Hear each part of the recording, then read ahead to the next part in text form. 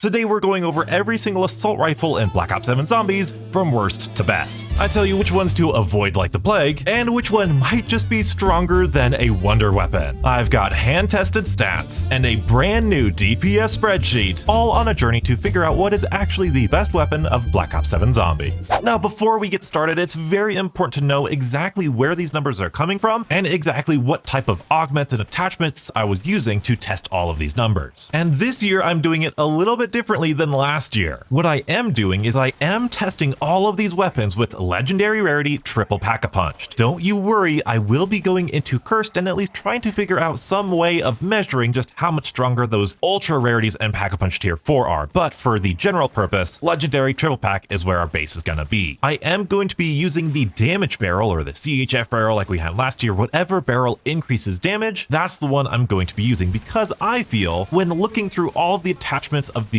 barrel attachment, there really is just no other competitor. But please let me know if I'm in the wrong there. For our augments, I'm using Deadshot with the Deadhead Major augment. That's the one that further increases your critical damage. Now, of course, being transparent here, I haven't tested every single weapon with the new Deadshot Major augment, the one that increases point blank damage. I tested it on a couple things, and it seems as though the range is abysmal. I'm talking like 2 to 3, maybe 4 meters. It really felt pretty useless when I was running it because of the ranges that I was shooting zombies at. But again, further testing is needed, but for right now, I'm sticking with Deadhead. And a little something different with Double Tap. I am testing Double Tap with Double Time. This is the minor augment of Double Tap that increases your rate of fire even more. The reason I'm doing that this year is because we have 2 minor augments, and that to me is just a straight up win. Other augments of Double Tap might be situational, but dang it, Double Time is gonna be one of my favorites. Let me know again if I'm off base with that, but I know that's the augment I'm gonna be running all the time. What I will not be testing is I will not be testing the Dead First Major augment of Deadshot. I will also not be using the rapid fire attachment because there is some competition in that attachment slot, specifically with FMJ and even recoil, and I will not be testing with Elemental Pop's Vulnerability. I go back and forth on this one because yes, we do have 2 minor augments, so maybe it's worth justifying, but I think that minor augment slot is even more competitive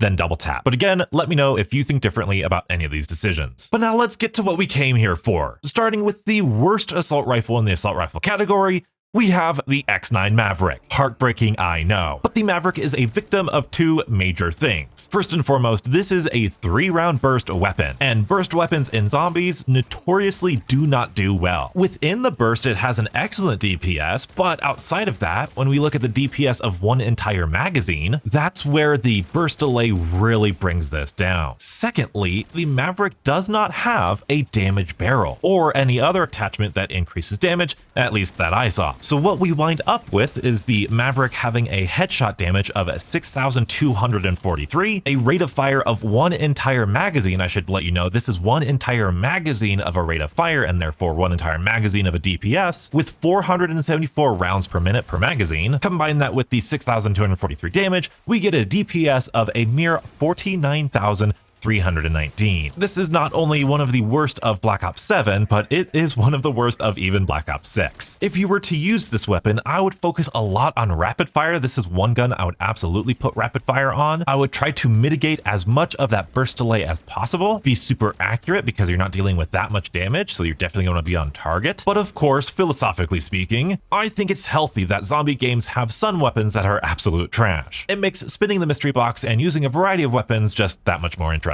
Now, don't let the Maverick fool you. The rest of the assault rifles are phenomenal. Moving on to the number 6 slot, we have the M15 Model 0. The very first default weapon we get is honestly not too bad. With the damage barrel, it's dealing 4,786 damage, which is almost the lowest of the assault rifle category, but it makes up for it for almost the best rate of fire of the assault rifle category with 1,108. Combining those, you get a DPS of 88,381. This is very respectable, a very solid choice, but the damage drop-off will be noticeable as you approach health cap. The strength of the M15 is absolutely its accuracy. It's got great rate of fire, very low recoil, it feels really good to use. Despite being so low on this list, it would be a fairly strong weapon of Black Ops 6. Of course, we're using the Double Time augment, so it's got a little bit of a buff over those, but you'll be very happy with the M15 for at least the first couple dozen rounds. But if you're looking for something that's a little bit more more meaty, our number 5 assault rifle is gonna be the MXR-17. I know, I'm pretty surprised too. With the damage barrel, this thing does a chunky 7,658 damage and comes in with one of the slowest rate of fires of the assault rifle category with 713. Luckily, the damage is enough that even with that slower rate of fire, the DPS comes out to 91,000. If you remember my DPS spreadsheet and my weapon reviews of last year, you'll know that anything over 90,000 DPS is going to feel really solid. And dang it, the MXR is absolutely one of those weapons. This is one of my favorite assault rifles. I love the SCAR platform. It does a lot of damage. Yes, it has a slow rate of fire, but it's got minimal recoil. I love the iron sights. Throw on a suppressor with this, and you're gonna have a ton of fun for a very long time. But almost the exact opposite of the MXR comes our number 4 assault rifle sitting right in the middle, the Peacekeeper Mark I. With the lowest damage in the assault rifle category, it comes in with 4,578, but of course makes up for that with the fastest firing assault rifle at 1,220 rounds per minute. Yeah, it's pretty darn fun to shoot. That just barely gives it the edge over the MXR, coming in at 93,000 DPS. The thing about the Peacekeeper is that you are absolutely going to notice that it takes more shots to kill a zombie, and sometimes that can mess with the feel of a gun. Sometimes when I'm using the Peacekeeper, I feel like I'm doing way less damage, but if you are accurate and landing those critical shots, you will be mowing through enemies. But like I said, you are going to need to be incredibly accurate. And the fact that each shot deals a small amount of damage, it means you are going to be burning through ammo a lot faster than some of the other weapons. And don't you worry, at the end of this, I'm going to show you the brand new DPS spreadsheet that has a ton more stats and in-depth stuff like that. But for now, we have entered in the top 3 assault rifles. Coming in at number 3, we have the AK-27 with a very respectable 6,118 damage and a surprising 983 rounds per minute. That just barely gets the AK just over that 100,233 damage per second. If 90,000 DPS was a good gun, then anything over 100,000 DPS is excellent. And from what I've played, I love myself the AK-27. And with the build code that I have, it actually feels like this has negative recoil. It shoots so straight, you are not going to have a problem landing those critical shots with this AK. I am so happy it was my very first gold camo, and it's good to see, just like Black Ops 6, the AK platform get some love. And now you're thinking, Donuts, what's number 2? There's only one gun left. Well, actually, when I test the DPS, if there's an attachment or an aftermarket part that heavily changes the weapon, I test that out and I count that as a separate weapon. So, coming in at number 2, we have the MXR-17 with the semi-auto conversion kit. I believe this is the prestige attachment, and it turns the MXR-17 from a fully automatic assault rifle to a semi-automatic assault rifle with the absolute best in class damage. You can pair this with the damage barrel and get a whopping 13,985 damage per critical point. It is absolutely insane. And what's even better is that the rate of fire is ever so slightly, it's probably the same rate of fire overall, but it's just a little bit better than the X9 Maverick. From what I was able to calculate, because this is semi-auto, it depends on your trigger finger and your rhythm, I guess, of pulling the trigger finger. I got the maximum RPM of 481 rounds per minute, which if we pair that with the amazing damage, that gives us a DPS of 112,113 DPS. However, I want to put on a big, huge honking disclaimer here, because while yes, these raw stats are awesome and it does a ton of damage, using this thing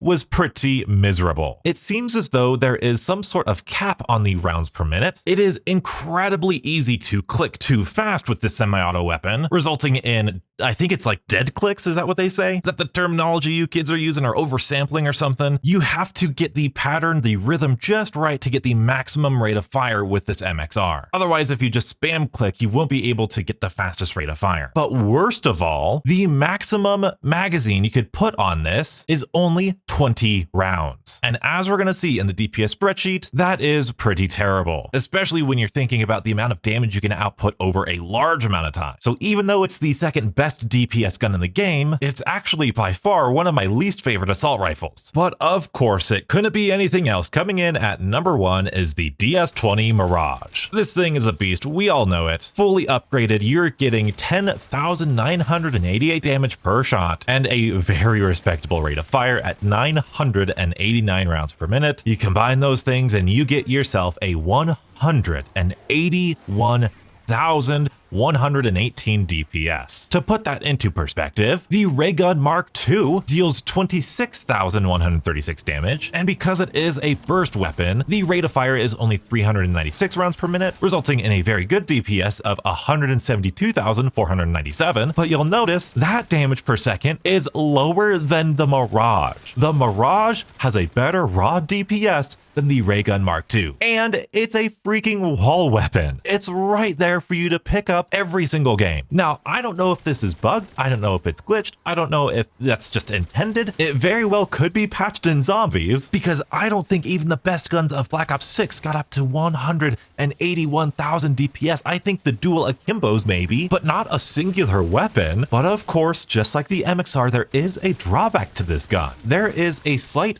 fire delay when you pull the trigger. When you pull the trigger, there will be a short delay before your bullets actually start firing. A lot of people find this annoying. I really don't, especially with how good the DPS is on the Mirage. I think it's absolutely worth it, and it really doesn't impact you all that much unless you're doing the computer step of the Easter egg, in which case it can get a little sketchy. But overall, I have taken this thing to health cap and it just obliterates zombies. On top of that, the Mirage does have a lot of recoil, and I mean a lot of recoil. With that damage barrel, it is very difficult to control that thing to be accurate for as long as you want. Luckily, I bought a bigger mouse pad last year and I'm having not that much difficulty, but it's absolutely something to pay attention to. But now I want to show you this beautiful spreadsheet. Welcome everybody to the brand new DPS spreadsheet. You can see we have our weapon here, our damage here, rate of fire there, DPS right there, and I even include the elemental damage, and we have a ton of other statistics here. But new this year is the build code, and I want your guys' feedback on this. With this build code, do you want this to be the build code that I tested the numbers with, or do you want this to be a build code of like the recommended build for you? So not necessarily something that I tested with, but like we said, with the Maverick, I might recommend a rapid fire build. So in this build code, I might put in a good build with rapid fire in it, even though that's not what I tested it with. Let me know your thoughts, but I know the build code can get kind of big. So that's why I put in this little optional subtraction button here so that we can just go back to the base weapon and all of the stats. And so we just went over the DPS here, but if we scroll over, we have the time to kill of everything at health cap. So you can see how fast you're going to be killing a zombie. With the X9 Maverick, it's going to take you a whole second to kill a zombie, but with the Mirage, it's going to take you 0.2 seconds. At round 55, which is 162 zombies, theoretically, this is, remember, we're making assumptions here, this is perfect accuracy, no reloads, just straight up math. Same goes with the special enemies. There aren't much.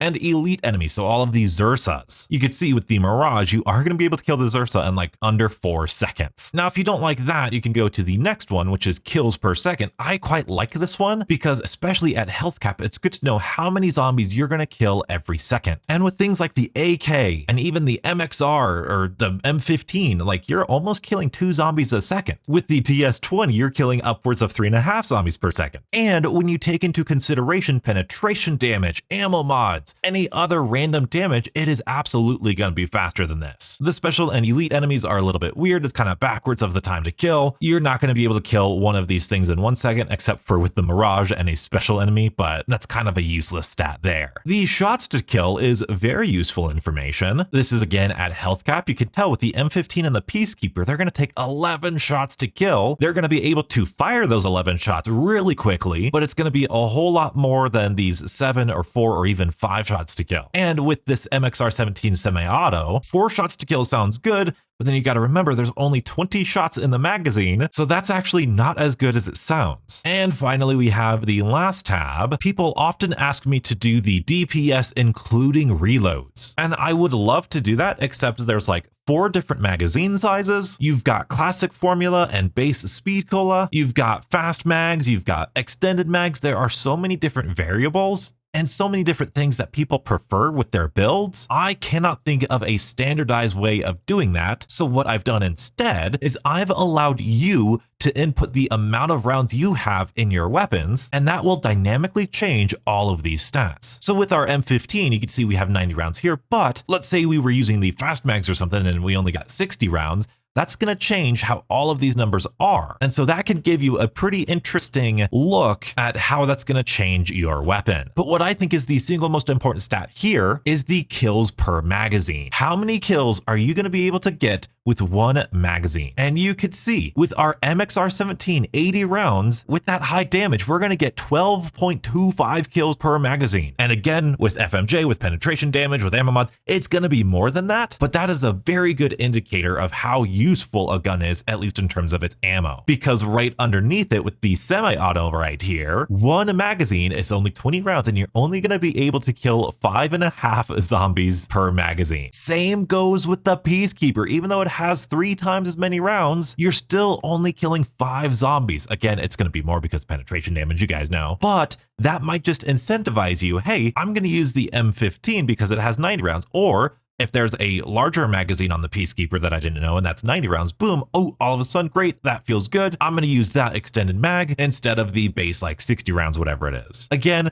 these are not standardized. You could put these in whatever extended mag or regular flip magazine you're going to use. But then this also tells you how many specials and elites you can kill per one magazine. It's crazy. The Mirage you can kill, if they're all critical shots, you can kill a Zursa in one magazine of the Mirage. Now, of course, you have to expose the weak point, so it's probably not going to practically happen, but it's cool that theoretically you could. And this last one, the time to fire the magazine, that's just giving you a different way of looking at how effective each bullet or each magazine is going to be and how often you're going to need to reload. And of course, I do plan on doing all of the other weapons, have no worries, especially with these SMGs. They're doing something a little special this year, which I think is really cool. I've got my work ahead of me. Unlocking the damage barrel for everything is taking quite a bit, but we also have the one-shot sheet. This is a simple sheet showing you how long each weapon is going to be a one-shot through. So the M15 is going to one-shot through round 24, the MXR is going to one-shot through round 27, the semi-auto is going to be a one-shot through round 32, and so on and so forth. We have the zombie stats right here, and spoiler alert, this is exactly how I'm going to try and calculate the amount of damage increased by the Pack-a-Punch tier 4 and the ultra rarity. I'm going to figure out when it stops being a one-shot, and then we can look at our one-shot sheet and see how much damage it's going to do. And I have to give a huge shout out to Dez from the COD Zombies DPS Discord. He was the one that came up with this one-shot formula. Google Sheets can be very confusing at times. So with the nuance out of the way, let's rank these assault rifles from worst to best. I'm going crazy here because I think I'm going to put the MXR17 semi-auto all the way at the bottom. I think it's my least favorite. Between the handling and the weird rate of fire, it just doesn't feel good to use, and you're reloading so much, it just doesn't feel viable. And that means naturally the X9 Maverick is going to be next. Even though it has a great DPS within the burst, it still just doesn't deal enough damage, and it's going to be one of those guns that you get out of the box and you go, oh, this gun.